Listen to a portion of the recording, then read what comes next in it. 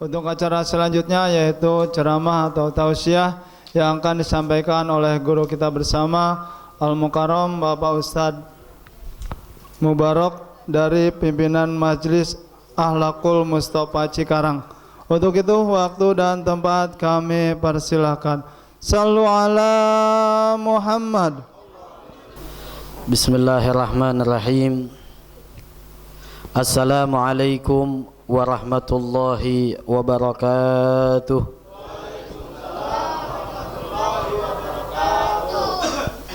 Lemas amat ya. Udah buka belum? Belum berapa kali Bu? Udah buka belum Bu? Saya doain mudah-mudahan yang jawab salam saya bisa pergi haji ke kota Mekah, bisa berziarah di makam Nabi di Madinah, pulang-pulang nambah berkah, punya rumah yang megah, mobil yang mewah. Yang bapak-bapak mudah-mudahan istrinya solehah, insyaallah ya. Mudah-mudahan semuanya, segala hajat kita diijabah oleh Allah Subhanahu wa ta'ala. Saya ulangi, assalamualaikum warahmatullahi wabarakatuh.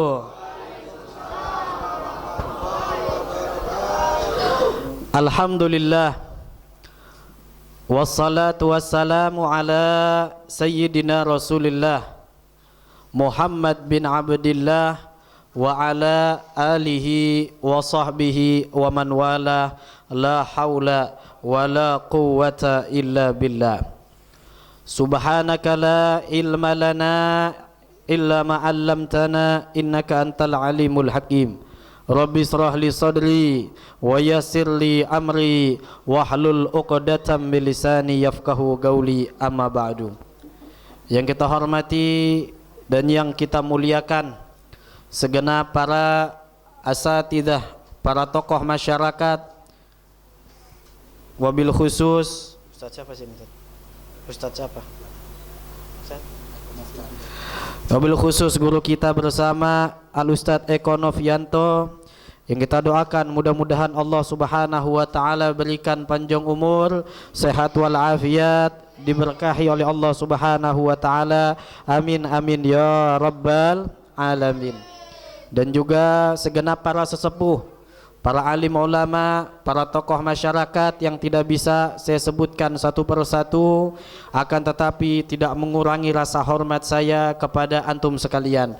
Hadirin hadirat yang dimuliakan Allah, insyaallah dibanggakan oleh baginda Nabi Muhammad sallallahu alaihi wa alihi wasallam. Syukur alhamdulillah, pada kesempatan yang mulia ini kita sama-sama berkumpul di dalam perkumpulan yang penuh dengan keberkahan dari Allah Subhanahu wa ta'ala, di tempat yang mana tempat ini adalah tempat yang dicintai oleh Allah Subhanahu wa ta'ala. Sebagaimana yang baginda Nabi Muhammad sallallahu alaihi wasallam, beliau bersabda, ahabbul biladi ilallah masajiduha. Tempat yang paling Allah cintai adalah masjid, tempat sholat. Kenapa demikian? Karena di tempat sholat, seseorang datang ke musola, datang ke masjid, tidak ada satupun orang datang ke tempat tersebut untuk maksiat kepada Allah Subhanahu wa ta'ala. Semuanya nih Anda tanya, bapak-bapak, ibu-ibu, datang ke musola, kalau enggak sholat atau apalagi ngaji, ya, apalagi zikir kepada Allah, bertasbih, baca Quran, nggak ada orang sholat ya datang ke musola, datang ke masjid untuk maksiat. Makanya tempat ini adalah tempat yang suci, tempat yang dicintai oleh Allah Subhanahu wa ta'ala. Tempat ini tempat di mana di situ seorang hamba dia menghambakan diri kepada Allah Subhanahu wa ta'ala. Walhamdulillah, ini kita kumpul di sini ya di bulan yang mulia dalam rangka acara Nuzulul Quran. Dan sebelumnya juga tadi kita telah mengerjakan daripada sholat isya berjamaah, sholat tarawih berjamaah. Tadi saya kaget, subhanallah ya. Biasanya tuh bulan Ramadan kalau udah pertengahan ke sini sepi Pak, Saya lihat tadi, sampai di luar, masya Allah. Ya, makanya ini luar biasa. Biasanya tuh udah makin banyak kemajuan. Ya, orang kalau sholat taraweh semakin sini udah banyak kemajuan. Ya, masya Allah. Pindahnya kemana tuh? Ya, ke mall gitu ya. Pada belanja semuanya. Walhamdulillah kita hadir di sini. Tadi kita lihat, masya Allah banyak yang hadir. Istiqomah, mudah-mudahan Allah Subhanahu wa taala jadikan kita orang-orang yang istiqomah di dalam ibadah kepada Allah Subhanahu wa taala. Hadirin hadirat yang dimuliakan Allah, nih disebutkan dalam hadis Nabi, man shalla isya fi jama'atin faka'annama qama nisfal lail wa man shalla subha fi jama'atin faka'annama shallal laila kullah. Dalam hadis baginda Nabi Muhammad, ini Nabi yang bilang. Apa kata beliau, sabda beliau, barang siapa yang sholat isya secara berjamaah.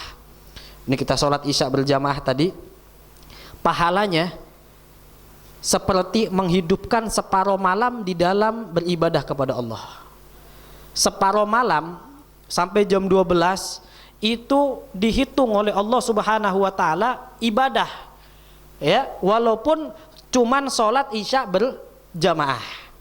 Orang kalau sholat isya berjamaah, udah, walaupun habis sholat dia tidur, ya, ada lagi yang kerja di PT, ada lagi yang ada urusan, hingga dia nggak sempat menghidupkan malamnya di dalam ibadah. Kalaupun dia hanya sholat isya berjamaah saja, itu udah cukup. Kenapa? Pahala bagi dia seperti menghidupkan separuh malamnya di dalam ibadah kepada Allah Subhanahu wa ta'ala. Wa man sholat subh fi jama'atin, dan dilanjutkan setelah sholat isya jamaah, sholat subuh jamaah. Apa kata Nabi Muhammad? Seperti dia menghidupkan seluruh malamnya di dalam ibadah kepada Allah Subhanahu wa ta'ala. Jadi luar biasa, ini keistimewaan umat Nabi Muhammad sallallahu alaihi wasallam. Umat Nabi Muhammad itu umurnya pendek dan ibadahnya tidak seperti ibadah-ibadah umat-umat terdahulu. Tapi lihat, mereka lebih unggul daripada umat terdahulu karena ada waktu-waktu di mana seorang hamba diistimewakan oleh Allah Subhanahu wa taala sehingga satu ibadah bisa berlipat-lipat ganda daripada pahala-pahalanya. Seperti tadi, sholat isya jamaah, sholat subuh jamaah dihitung oleh Allah taala semua malamnya kita di dalam ibadah kepada Allah. Kalaupun pas pisan ya, pas banget, pas malam itu malam Lailatul Qadar. Pas malam Lailatul Qadar. Ustadz, saya belum sempat karena kerja, belum bisa duduk di musola, di masjid i'tikaf buat menghidupkan malam Lailatul Qadar. Udah cukup, ente sholat isya jamaah, sholat subuh jamaah, dihitung oleh Allah Ta'ala semua malam engkau gunakan untuk ibadah. Kalaupun itu malam Lailatul Qadar, seperti engkau menghidupkan malam Lailatul Qadar di dalam ibadah kepada Allah Subhanahu wa ta'ala. Maka dari itu, syukur kita kepada Allah. Nih, bulan yang mulia, bulan yang agung. Allah masih sayang sama kita. Allah masih cinta sama kita. Allah berikan kepada kita kesempatan. Berikan kepada kita kesempatan bisa hadir umur kita menjumpai daripada bulan Ramadan. Tahu nggak hadirin hadirat yang dimuliakan Allah? Bulan Ramadan ini adalah bulan yang diidam-idamkan oleh baginda Rasul. Nabi Muhammad pengen umurnya sampai bulan Ramadan, sehingga doanya udah masyhur. Ya, kalau mau udah bulan Rajab, ya itu udah baca doa. Doanya apa tuh? Allahumma barik lana fi Rajab wa Sya'bana wa ballighna Ramadana. Allahumma barik lana fi Rajab wa Sya'bana wa ballighna Ramadana. Ya Allah, berkatilah saya di bulan Rajab dan bulan Sya'ban, sampaikan umur saya hingga menjumpai bulan Ramadan. Harapan besar biar sampai datang hingga menjumpai bulan Ramadan. Luar biasa. Sehingga orang yang menjumpai bulan Ramadan orang yang istimewa. Betapa banyak hadirin hadirat yang dimuliakan Allah, ya, Ramadan kemarin masih hidup, ya, mungkin kerabat kita, mungkin keluarga kita, mungkin tetangga kita, Ramadan kemarin masih ikut raweh, sekarang udah ada di liang kubur, umurnya nggak sampai hingga Ramadan ini. Dan kita pun nggak tahu apakah Ramadan ini Ramadan terakhir ataukah Ramadan yang masih ada Ramadan berikutnya. Karena ini harapan setiap hamba biar sampai umurnya hingga bulan Ramadan, dan kita termasuk orang-orang yang dipilih oleh Allah Subhanahu wa taala hingga menjumpai bulan Ramadan dalam keadaan sehat walafiat. Alhamdulillah. Tapi hati-hati. Karena bulan Ramadan ini memang bulan berkah. Di samping bulan berkah, ini Ramadan bulan keramat. Nabi itu kalau datang bulan Ramadan doanya Nabi apa? Allahumma sallimna min Ramadan wa sallim Ramadan minna. Ya Allah, selamatkanlah aku dari Ramadan dan selamatkanlah Ramadan dari aku. Ya, maksudnya bagaimana ini?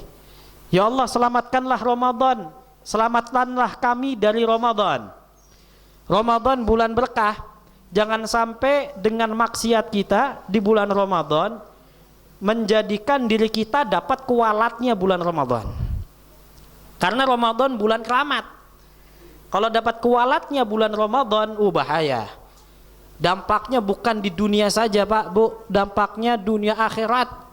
Makanya pada saat Rasulullah beliau ingin khutbah itu di tangga pertama beliau mengucapkan amin, tangga kedua ngucapin amin, tangga ketiga ngucapin amin.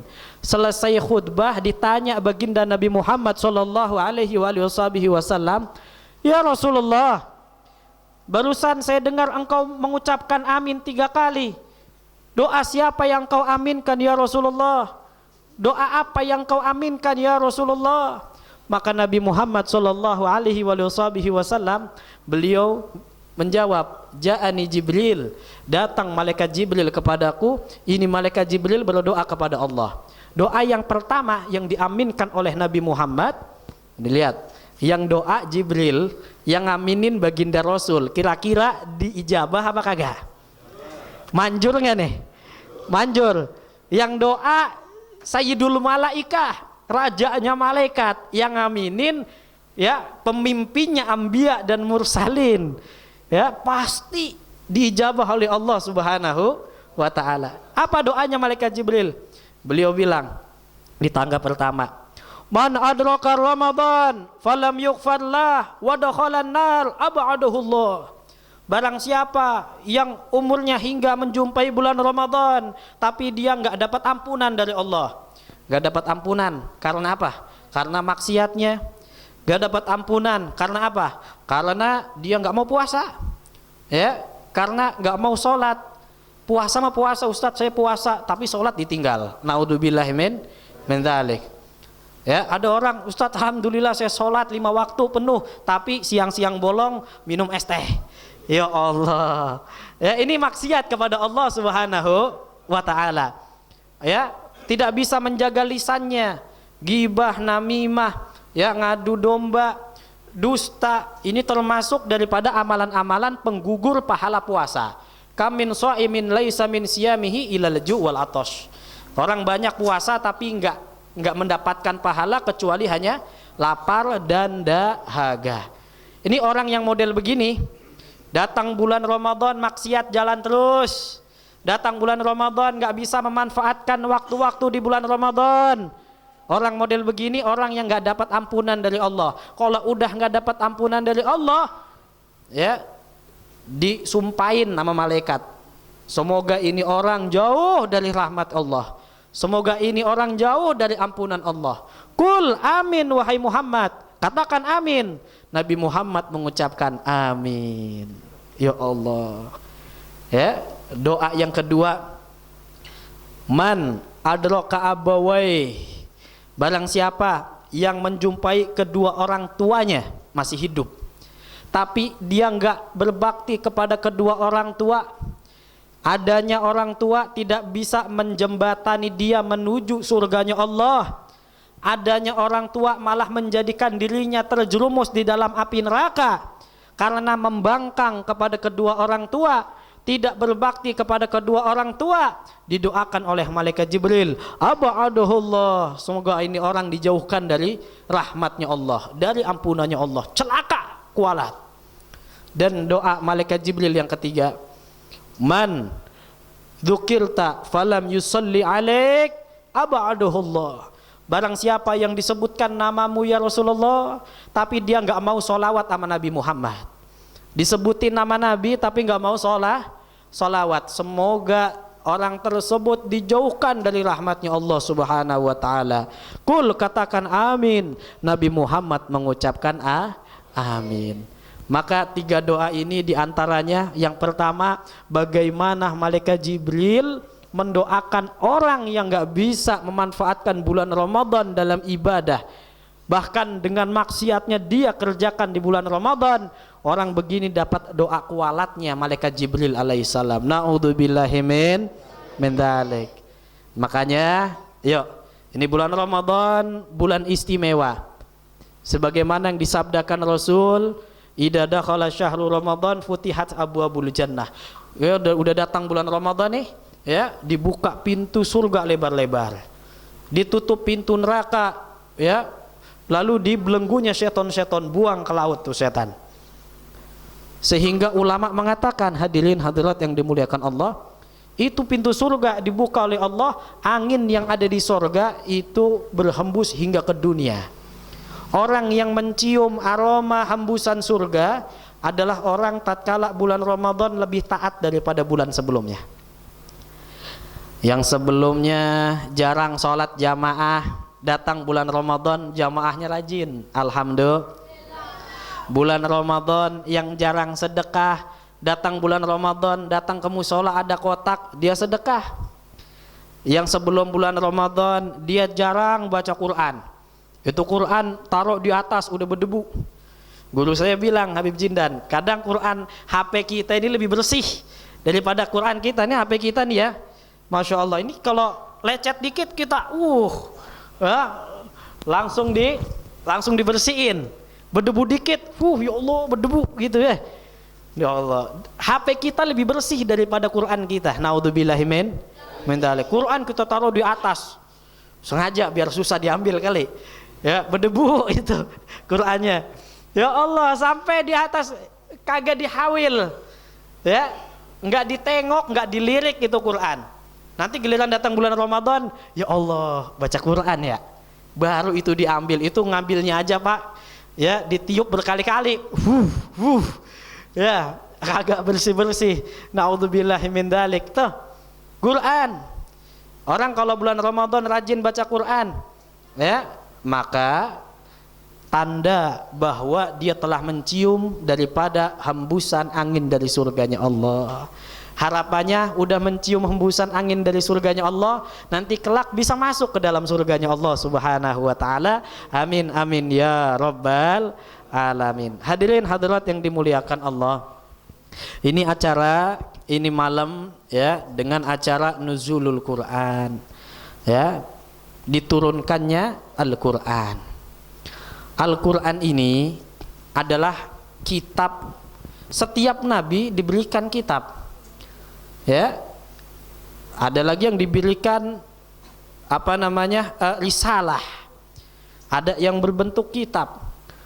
Maka termasuk Nabi Muhammad sallallahu alaihi wasallam pun diberikan modal bekal oleh Allah Ta'ala berupa Al-Quran.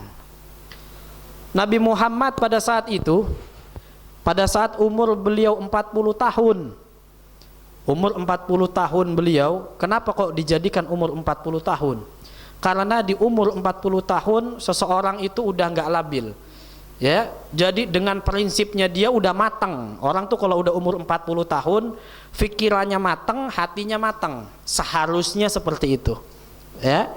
Karena memang Nabi Muhammad pun sallallahu alaihi wasallam, beliau dijadikan oleh Allah Subhanahu wa taala seorang nabi, rasul pada saat itu umur 40 tahun.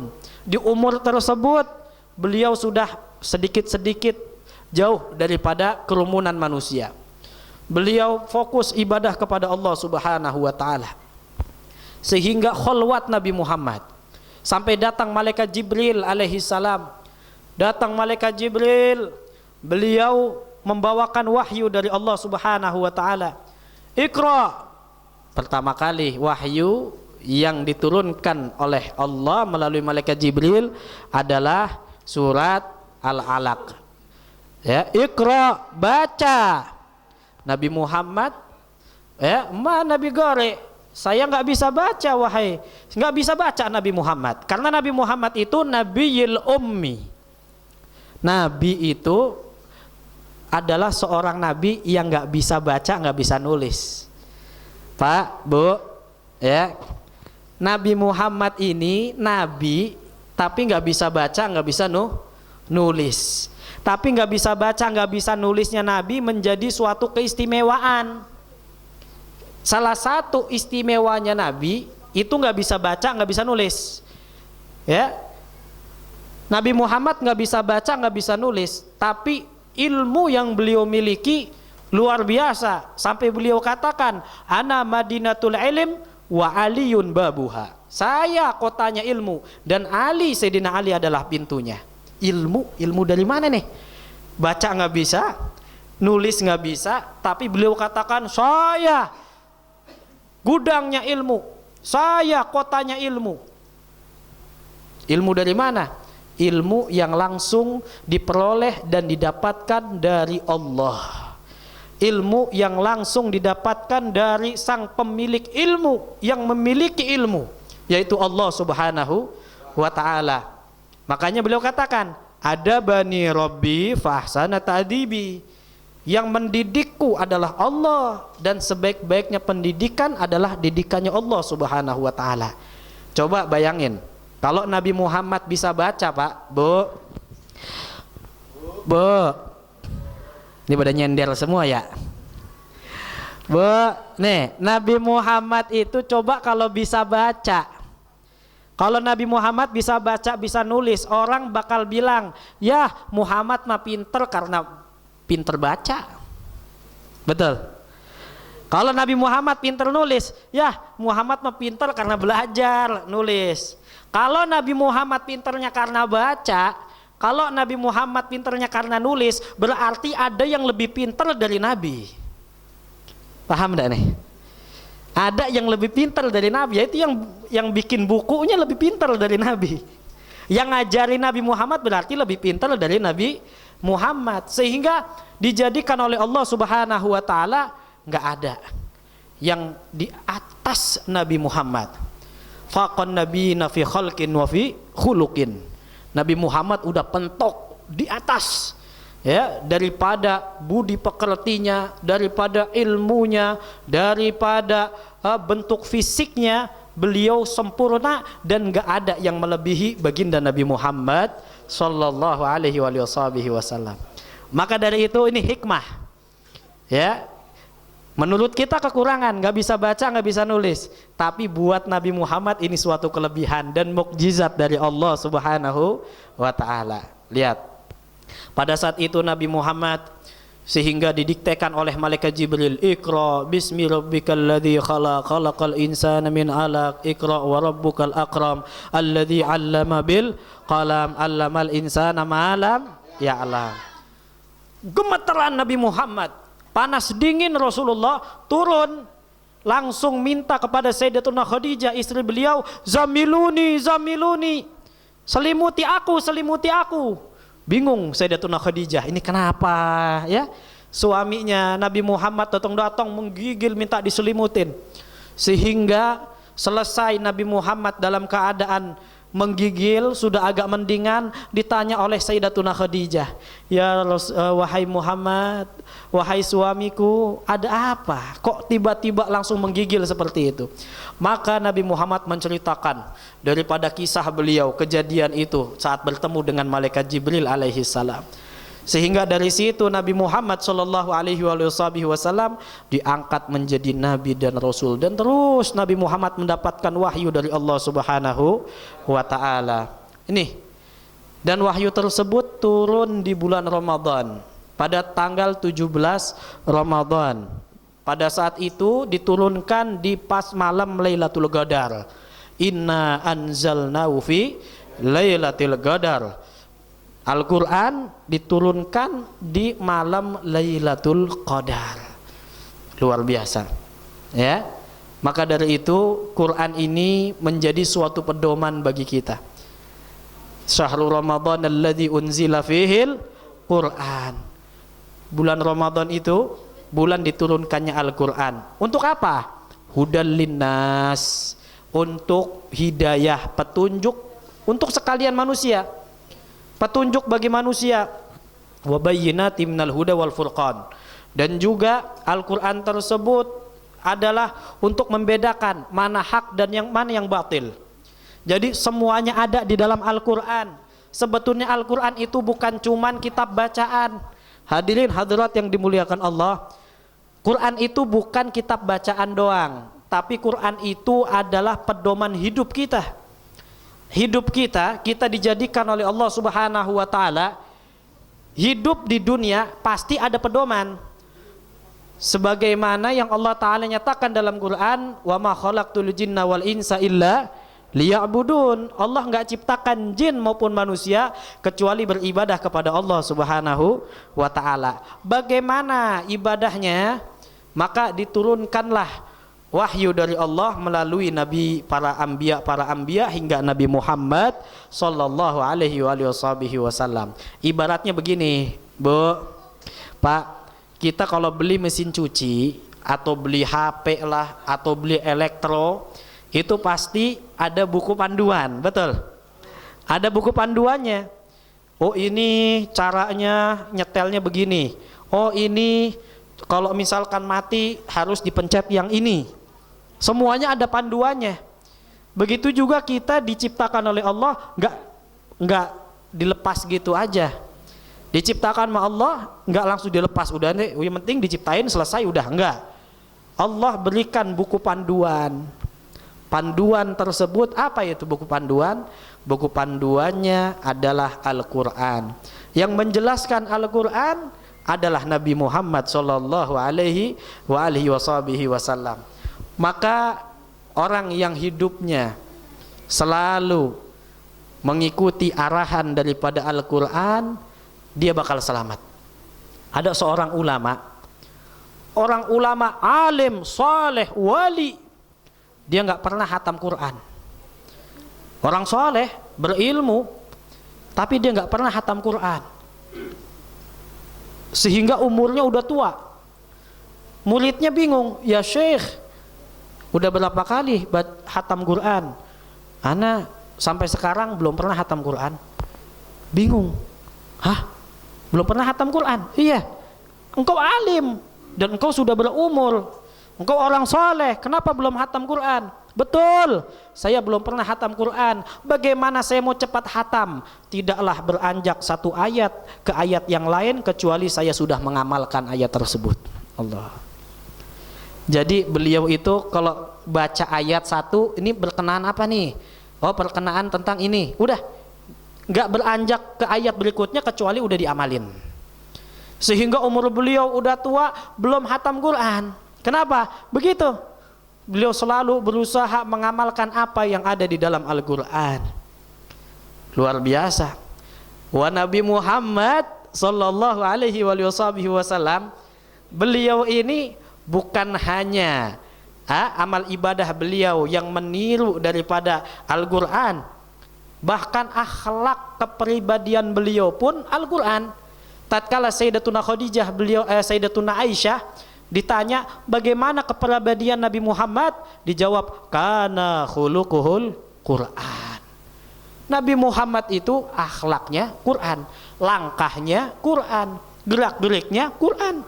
Quran yang berjalan Nabi Muhammad sallallahu alaihi wasallam. Maka inilah kita sebagai muslimin, muslimat, jadikan Quran sebagai pedoman. Dan juga jangan lupa dibaca. Kita punya buku pedoman dibaca. Kita kalau punya majalah baru, rajin baca. Koran, bapak-bapak, kalau enggak asal duduk sebelah ada koran aja langsung dibuka. Ya. Ini perempuan, ibu-ibu ngelihat ada novel, waduh, ya sampai hatam berapa jilid. Ya, HP kita lebih demen ya ngebaca komenan orang, demen ngebaca status orang, tapi kita nggak bisa dan belum bisa untuk gemar membaca daripada kalamullah. Maka dari itu nih lihat ulama kita dulu kita punya ulama dan juga banyak juga sekarang itu mereka itu kalau baca Quran manis. Seperti Al-Imam Muhammad bin Hasan Jamalulail. Ada seorang habaib, seorang soleh, beliau itu setiap hari baca Quran. Tapi kalau bulan puasa, dia nggak baca Quran di siang hari, bacanya di malam hari. Ditanya, wahai imam, kenapa engkau kok nggak baca di siang hari di bulan Ramadan? Betul, saya nggak baca. Kenapa? Saya kalau baca Quran, mulut saya berasa ada madunya. Saya kalau baca Quran, mulutnya itu manis. Kalau saya baca Quran di siang hari bulan Ramadan, saya tidak merasakan lapar, dahaga, nggak bisa merasakan. Karena apa? Sudah kenyang dengan Al-Quran. Ini Al-Quran yang sudah mendarah daging, yang sudah sering dibaca. Ya, luar biasa. Kita lihat Al-Imam Abdurrahman Segaf, beliau pun sama. Beliau itu wiridnya baca Quran. Baca Qurannya nggak kayak kita, bulan Ramadan hatam 1 bulan, atau paling pentok 3 kali hatam. Kalau beliau hatam Quran bukan sebulan, bukan 2 bulan. Beliau kalau hatamin Quran siang 4 kali hatam, malam 4 kali hatam. Bukan 4 juz ya, bukan 4 juz. Beda. Malam 4 juz, terus siang 4 juz, enggak. Siang 4 kali hatam, hatam 1 kitab, hatam 1 mushaf 4 kali siang hari, dan malam 4 kali. Kok bisa? Orang kalau sudah istiqomah, Allah berkahi waktunya. Orang kalau udah istiqomah, Allah berkahi waktunya. Ya, dulu ya sahib Simtudurar, yaitu Al-Habib Ali bin Muhammad Al-Habsyi, pernah lagi duduk dengan sahabatnya, ya Al-Habib Muhammad bin Hasan Al-Attas kalau tidak salah, itu lagi cerita tentang tadi tuh Al-Imam Abdurrahman Segaf. Oh Masya Allah, beliau hatam Quran. Ini duduknya para solihin, nggak ngomongin orang, kejelekan orang, nggak gibahin orang. Ya, orang soleh kalau lagi duduk mencontohkan daripada amaliyah mereka, ulama-ulama sebelumnya. Biar apa? Biar bisa niru gitu loh. Oh ini lagi duduk dengan sahabatnya, wah ini Masya Allah Imam Abdurrahman Segaf, dia bisa menghatamkan Quran siang hari itu 4 kali, malam hari 4 kali. Udah, habis itu mereka ya pulang masing-masing dapat surat. Habib Ali bin Muhammad Al-Habsyi, beliau dapat surat dari sahabatnya tadi, Habib Muhammad, dibilang, alhamdulillah Habib, ana sekarang udah bisa meniru Al-Imam Abdurrahman Segaf, siang 4 kali hatam, malam 4 kali hatam. Bisa meniru langsung. Dan gak lama dari itu dapat surat lagi, setoran, alhamdulillah wahai imam, wahai Habib, sekarang ana bisa melebihi. Sekarang ana udah bisa siang 5 kali hatam, malam 5 kali hatam. Allah, ini ulama salihin, orang yang sudah dibukakan pintu hidayah oleh Allah Subhanahu wa Ta'ala. Begini, waktunya berkah. Jangankan waktunya, sakitnya sembuh kalau sudah dia menghadapi sesuatu yang udah menjadi istiqomahnya. Ada seorang ulama buta, nggak bisa ngelihat, tapi karena beliau istiqomah membaca Al-Quran, setiap buka mushaf Allah kembalikan penglihatannya. Dikembalikan penglihatannya. Baca Quran, habis itu ditutup, selesai baca, buta lagi. Allah, ini karamah. ya, kemuliaan yang Allah Ta'ala berikan. Begitu. Ini kok bisa? Allah mau. Allah mau. Idza arada syai'an ayyakula lahu kun fayakun. Allah mau jadi. Dan ini untuk orang-orang yang memang dikasihani oleh Allah. Berkat apa? Berkat keistiqomahannya mereka di dalam ibadah kepada Allah Subhanahu wa Ta'ala. Ini mereka orang-orang soleh, orang-orang yang luar biasa. Sehingga mereka itu orang yang pintar, Pak, Bu. Orang yang pintar mengalap pahala dari Allah. Orang yang pintar adalah orang yang mengingat kematian. Sehingga sebagian dari mereka ada menggali kuburannya sendiri. Ya, adalah Habib Muhammad bin Ahmadul Muhdhar. Beliau gali kuburannya, ya, belum mati orangnya, masih hidup, tapi dia siap-siap gali kubur dan dia hatamkan Al-Qur'an di dalam kuburannya. Jadi kuburannya digali, gelar karpet gitu kali ya. Dia duduk di situ, dia baca Quran. Hatam Quran. Kurang lebih 7.000 kali hatam Quran. Di liang lahatnya. Anda mau nanya, itu tempat liang lahat bercahaya apa enggak tuh? Bercahaya. Ya. Kalaulah rumah disebutkan dalam hadis, ya, kalau ada rumah dibacakan Al-Quran di dalam rumah tersebut, itu penduduk langit, malaikat melihat rumah yang dibacakan Quran seperti kita melihat bintang di langit. Kalau rumah dibacakan Quran, itu penduduk langit, para malaikat Allah ngelihat rumah kita itu seperti kita ngelihat bintang. Itu kalau dibaca Quran, entah itu 1 ayat, 2 ayat, 1 surat, 2 surat. Bagaimana kalau ribuan kali hatam Quran di kuburannya? Luar biasa. Terang benerang itu kuburan. Ini orang yang cerdas dan pintar, dia mempersiapkan bekal dia nanti tatkala dia meninggal dunia. Seperti Sayyidatuna Rabi'ah Al-Adawiyah. Rabi'ah Al-Adawiyah seorang perempuan, tahu sendiri perempuan ada jadwal liburnya. Tapi bagaimana Sayyidatuna Rabi'ah Al-Adawiyah, beliau juga sama, menggali kuburannya, menghatamkan Al-Quran, 1000 kali hatam Quran. Perempuan, Bu, perempuan bisa menghatamkan Quran sekian kali banyak hataman. Kira-kira saya mau nanya, ibu-ibu udah hatam berapa kali, Bu?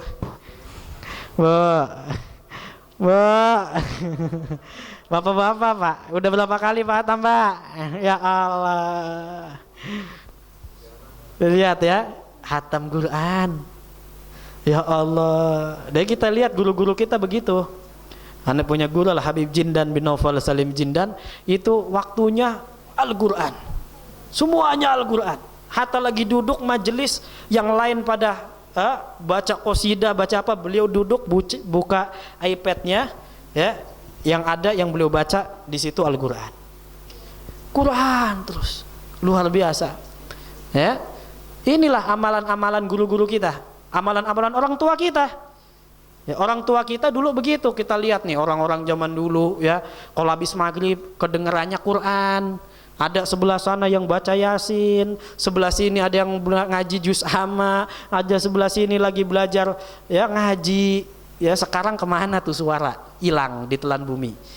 Ya, dulu kita mungkin nih bapak-bapak nih, ya, yang umur 60, ada yang 70, 50, mungkin lagi masih kecil ngalamin tuh. Ya. Lagi masih kecil ngalamin tuh, rumah-rumah tuh kalau habis maghrib, emaknya bilang, nak, maghrib jangan keluar, ngaji udah, ngaji. Sekarang enggak, anaknya udah dibiarin, udah mau keluar biarin. Ya, naudzubillahi min dzalik. Ini lihat, ya, Quran. Jangan sampai kita lepas daripada membaca Al-Quran, karena ini adalah kalamullah, ya, ucapannya Allah. Orang kalau baca Quran sama dengan dia sedang bercakap dengan Allah. Keistimewaan umat Nabi Muhammad, Nabi Allah Musa itu kalau mau cakap dengan Allah susah. Ya, harus naik ke Bukit Tursina, dilepas sendalnya. Suatu mukjizat dari Allah bisa menjadi kalimullah, orang yang bisa berbicara dengan Allah. Umat Nabi Muhammad, ya, nggak usah repot-repot, buka Quran. Ini sesungguhnya dia ini lagi bercakap dengan Allah Subhanahu wa taala. Ya. Buka Quran. Makanya keadaan yang paling mulia diantaranya keadaan orang lagi baca Quran. Ya, baca Quran, keadaan yang paling mulia. Sedang membaca Al-Quran, tapi baca juga dengan kekhusyuan, ya, bukan dengan mainan. Ada adab-adabnya. Orang baca Quran dengan adab, ya, karena Quran beda dengan koran. Kita kadang miris, Pak. Ya, ini mungkin suatu pelajaran bagi kita. Quran itu kalamullah. Quran itu adalah kalamullah yang istimewa. Dan Quran ini adalah ayat-ayat yang dibawakan, diperjuangkan oleh Nabi Muhammad untuk berdakwah di zamannya. Dakwahnya Nabi susah, dipukuli, ditimpuki, para sahabat dibunuh, luar biasa. Lah kita di zaman kita mungkin kurang adab dengan Al-Quran. Bagaimana Al-Quran menjadi kitab yang mulia. Terkadang maaf, kalau kita baca Yasin, Quran sering tuh taruh di bawah. Betul. Yasin, ana mau nanya, Bapak Ibu yang dimuliakan Allah, Yasin Quran apa bukan? Yasin Quran bukan? Quran. Jangan kita taruh Quran seperti kita naruh koran. Sekarang kaki kita di bawah sejejer dengan Al-Quran. Adabnya mana? Ya, kita belajar dari sini. Adab dengan Quran. Orang dulu kalau baca Quran, ini sahabat Nabi Muhammad yang bernama Ikrimah bin Abi Jahal. Itu beliau kalau mau baca Quran, baru dibuka, beliau itu ngomong, bilang, hadza kalam Rabbi, ini kalam Tuhanku, ini ucapan Tuhanku. Nangis sampai pingsan. Ya, belum baca baru buka Quran, dia udah adabnya luar biasa. Sampai beliau belum baca, udah hadza kalam Rabbi, ya Allah, ini yang saya baca ini adalah kalam, ucapannya Tuhanku. Ini ucapan Tuhanku, nangis histeris sampai pingsan. Ya Allah, tuh lihat adabnya beliau terhadap Al-Quran. Makanya, ayo, segala sesuatu harus mengikuti apa yang diajarkan oleh Nabi Muhammad Sallallahu Alaihi Wasallam. Bagaimana sih baca Quran yang benar? Ya, sehingga kita dianjurkan untuk belajar tajwid, ya, makhrajul huruf. Jangan malu. Ustadz, saya udah tua, masa belajar alif batasa? Ya, ingat, ilmu itu tidak memandang umur. Utlubul ilma minal mahdi ilal lahdi. Belajar dari ayunan seorang ibu sampai liang lahat. Belajar. Al-Imam Malik, seorang alim ulama, guru Imam Syafi'i, itu beliau kemana-mana masih bawa tinta sama pulpen. Zaman dulu itu pulpennya masih ditutul pakai tinta. Ya, sampai muridnya bilang, wahai imam, engkau alim, engkau soleh, udah cukup, nggak usah belajar, kemana-mana masih membawa tinta. Beliau bilang, ya, ma'al makbarah ilal makbarah, saya selalu akan senantiasa membawa pena dan tinta saya sampai saya ada di liang lahat. Belajar, tetap belajar. Makanya kita disuruh belajar Al-Quran, karena Al-Quran pahalanya bukan per ayat, Pak, bukan per lembar, bukan per surat, tapi pahala Al-Quran per huruf. Kita baca Quran, hitungannya tuh, ya, bahasanya apa tuh kalau itu tuh, kargonya apa tuh, ya, itu per huruf. Berapa huruf yang kita lewati, yang kita baca, segitu tuh pahala kita. Alif lam mim bukan satu huruf, alif sendiri, lam sendiri, mim sendiri. Dengan kita membaca alif lam mim 3 huruf, kita mendapatkan pahala daripada Al-Quran. Makanya diteliti oleh para ulama, baca yang benar, ya, baca makharijul huruf yang benar, dengan tajwid, dengan panjang pendek, karena pahalanya memang per huruf. Maka dari itu, ayo hadirin hadirat yang dimuliakan Allah, ayo kita hidupkan Al-Quran di rumah tangga kita hidupkan Al-Quran bersama anak-anak kita, ya, kita hiasi kehidupan kita dengan Al-Quran. Mudah-mudahan Allah Ta'ala jadikan kita orang-orang min ahlil Quran yang mendapatkan syafaatnya Al-Quran. Amin ya Rabbal Alamin. Hadirin hadirat yang dimuliakan Allah, ini malam juga tadi disinggung, ada malam 17 Ramadan bukan cuman diturunkan Quran, tapi ya terjadi suatu peperangan yang luar biasa. Namanya perang Badar. Perang Badar ini adalah perang yang langsung dihadiri oleh baginda Nabi Muhammad sallallahu alaihi wasallam.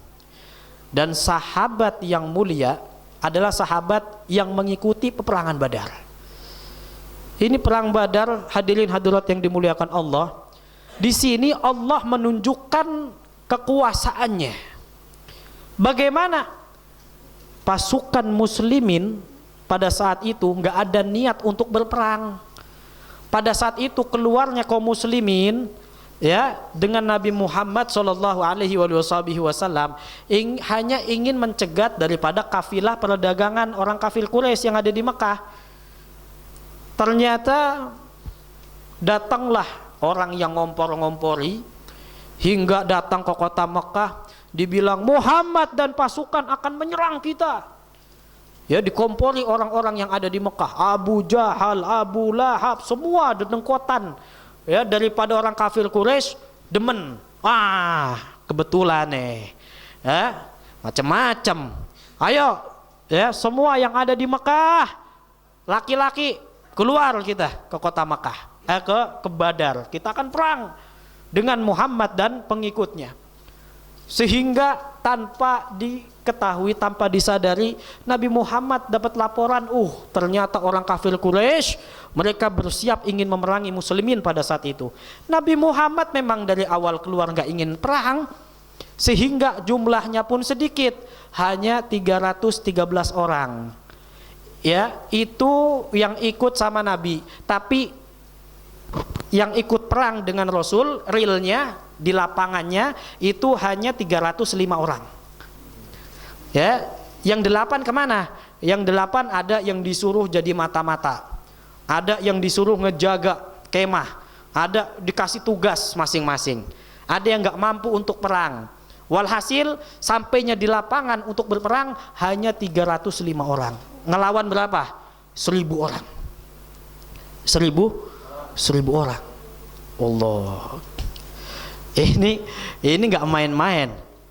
Pada saat Nabi Muhammad sallallahu alaihi wasallam tahu bahwasanya dirinya akan diserang oleh orang kafir Quraisy, akan terjadi suatu peperangan, maka Nabi Muhammad mengumpulkan para sahabat. Wahai sahabat, ini ada 2 pilihan. Kita tetap mau ngejar kafilah perdagangan atau kita hadapi musuh nih. Karena ini udah kepentok. Ibarat kata maju mundur kena. Karena posisinya Nabi Muhammad dan para sahabat sudah keluar dari kota Madinah. Lah ilok mau ini lagi, mundur lagi, nggak bisa.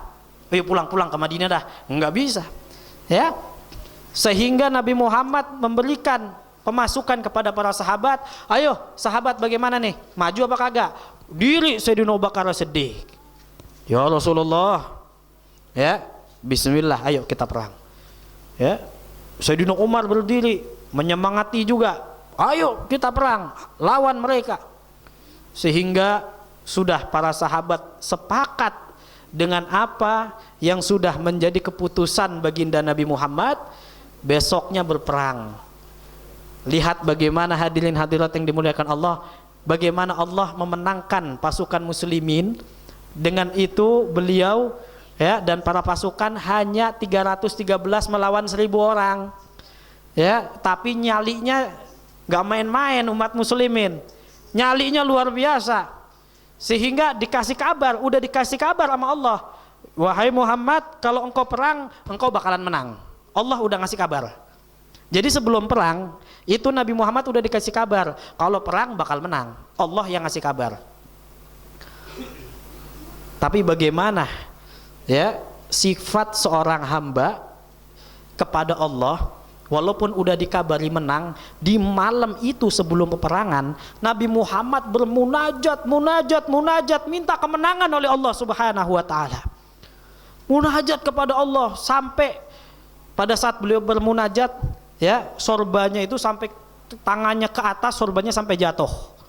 Ya, hingga Sayyidina Abu Bakar As-Siddiq, beliau datang ke Nabi Muhammad, udah Rasulullah, udah cukup. Ya, cukup engkau berdoa, udah malam istirahat, besok kita bakal perang. Nabi Muhammad enggak, beliau terus berdoa kepada Allah Subhanahu wa taala. Ini pelajaran bagi kita. Nabi Muhammad yang udah dijamin bakal menang, tetap beliau berdoa kepada Allah Subhanahu wa taala. Lihat, peperangan pun terjadi. Kalau kita bahas perang Badar, ya nggak cukup nih waktu. Tapi yang bisa kita petik, ada suatu kisah di perang Badar. Ada sahabat Nabi Muhammad, ini sahabat Rasulullah ini gagah, pemberani. Pada saat baris, beliau malu, ngerasa malu. Kenapa malu? Kanan kirinya bocah. Jadi pada saat itu perang Badar yang hadir bukan cuman orang-orang pemberani gagah, sterek, enggak. Kadang bocah-bocah pada ngikut. Ya karena keluarnya pun bukan untuk perang, persenjataannya pun enggak komplit, kudanya pun enggak komplit. Ya. Pada saat lagi menghadapi musuh, baris kanan, lah kok bocah. Kiri, lah kok bocah. Malu nih. Ya, bahasanya mah aduh, harga diri gua, aduh udah jatuh dah gitu ya bahasanya mah. Ini mah enggak. Beliau lagi malu-malu begitu, ternyata ini anak kecil sebelah beliau Noel. Paman, kenapa? Diam. Jangan sampai teman saya sebelah kamu itu kedengeran. Kenapa emang? Saya mau nanya, yang namanya Abu Jahal itu yang mana? Ya. Oh gitu, emang kenapa? Pengen bunuh. Ya, saya dengar nih, ya katanya dia ganggu Nabi. Saya nggak terima, mau saya penggal. Bocah ngomong begitu. Bilang gitu. Ntar kalau dia datang kelihatan, nanti saya tunjuk, saya kasih tahu. Nggak lama, sebelahnya Noel lagi. Paman, kenapa? Diem. Jangan sampai sebelahnya kedengeran. Ya. Nanya juga sama. Ini Abu Jahal atau Abu Lahab? Saya lupa, Abu Jahal atau Abu Lahab. Mana tuh orangnya? Ntar kalau misalkan ada, nanti saya tunjuk. Giliran itu orangnya ada. Langsung pada saat ini sahabat dia nunjuk, itu anak kecil kanan kiri bagaikan elang yang akan menerkam maksa. Ya, langsung dijatuhkan. Datang ke Rasulullah. Ya Rasulullah nih. Ya, saya sudah membunuh dan menumbangkan musuh. Ya, dengkotannya musuh nih. Kata Nabi Muhammad SAW, bahagia, senang, didoakan ini bocah. Sehingga menjadi pelajaran bagi kita sekalian, bahwasanya bagaimana para sahabat Nabi Muhammad beraninya seperti itu untuk membela agama Allah Subhanahu wa taala. Sekarang bagaimana? Sekarang nggak ada perang. Kita memerangi siapa? Sekarang nggak ada perang. Kita merangi siapa? Dengan niat jihad. Lawan kita Muslim. Ya, nggak ada perang zaman sekarang. Sekarang kita memerangi apa? Hawa nafsu kita. Nafsu. Nabi Muhammad pulang dari peperangan bilang, roja'na min jihadil asghar ila jihadil akbar. Kami pulang dari jihad yang kecil ke jihad yang besar. Padahal orang banyak terbunuh dibilang jihad kecil. Ya Rasulullah, jihad kecil, jihad besar. Iya, tadi tuh peperangan banyak orang terbunuh, itu jihad kecil, kata Nabi Muhammad. Jihad yang besar apa? Jihad yang besar pada saat nanti di rumah, ya kita melawan hawa nafsu kita. Kita melawan daripada bisikan syaitan, tuh jihad yang paling besar. Ya. Maka umat Nabi Muhammad jihadnya itu, syahidnya itu banyaknya umat Nabi fil firash, banyaknya di kasur. Ya, umat Nabi Muhammad banyak dari mereka mati syahidnya di kasur. Ya, kok bisa? Ya, karena termasuk orang yang mati syahid juga, ya ada syahid dunia, ada syahid akhirat. Kalau syahid kayak berperang seperti itu bukan kapasitas kita. Ya, kita kalau perang, walaupun kita mati di medan perang belum tentu kita syahid. Kenapa? Innamal a'malu binniyat. Niatnya apa? Ya, niatnya apa? Kalau perang, ternyata mati, tapi niatnya ikut perang biar kelihatan keren, ikut perang biar dilihat sama orang, syahid begitu. Sayyidina Ali bin Abi Thalib pernah pengen menggal orang kafir Quraisy, cuman gara-gara diludahi. Ini orang kafir Quraisy udah jatuh pengen dipenggal palanya, Sayyidina Ali diludahin, diludahin, nggak jadi. Udah ngangkat pedang nggak jadi.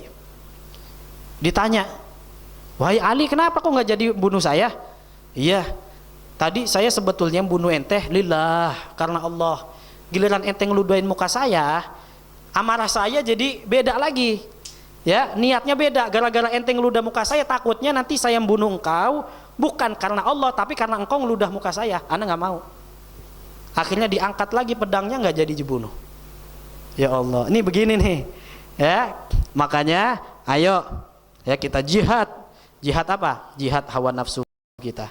Bulan Ramadan mengekang hawa nafsu untuk menjadi orang-orang yang bertakwa kepada Allah Subhanahu wa taala. Mudah-mudahan Allah Subhanahu wa taala jadikan kita orang-orang yang istiqamah di dalam belajar dan juga beribadah kepada Allah Subhanahu wa taala. Amin amin ya rabbal alamin. Rabbi faj'al mujtama'ana ghayatu husnul khitami wa atina magad sa'alna min atayakal jisami wa akrimil arwaha minna bil liqa khairil anami wa blighil mukhtar anna min salatin wa salami hajatan fi nafsi ya rab faqdiha ya khair رغاضي وأرح سري وقلبي من لضاح وشواذي في سرور وحبور وإذا ما كنت راضي فالهنا والبست حالي وسعالي ودثاري برحمتك يا أرحم الراحمين يا أرحم الراحمين فرج على المسلمين صلى الله على سيدنا محمد وعلى آله وصحبه وسلم الحمد لله رب العالمين. Sekian dari saya, kurang lebihnya mohon maaf. Assalamualaikum warahmatullahi wabarakatuh.